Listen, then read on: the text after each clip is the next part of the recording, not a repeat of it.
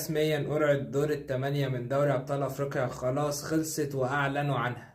النادي الأهلي يواجه سيمبا التنزاني في دور الثمانية من دوري أبطال أفريقيا علشان الكسبان منهم يقابل الكسبان من مازيمبي وبيترو أتلتيكو. يعني ماتش هيبقى صعب أوي للأهلي في نص النهائي قدام مازيمبي باحتمالية كبيرة أوي، غالبا هيكون هو فعلا. فماتش هيكون بذكريات كتير قديمة وماتش هيكون صعب جدا على الأهلي لو اتلعب فعلا. على الناحية التانية الترجي التونسي بيلاعب أسك ميموزا علشان الكسبان منهم هيلاعب الكسبان من سان داونز ويانج افريكانز. يعني خلاص الأهلي دلوقتي بعيد عن سان داونز، الاتنين علشان يلعبوا بعض لازم يبقوا في الفاينل. فهل الأهلي هيصعد من الناحية دي للفاينل، وهل الناحية التانية مين اللي هيصعد من الفاينل؟ قول لي توقعك تحت في الكومنتات.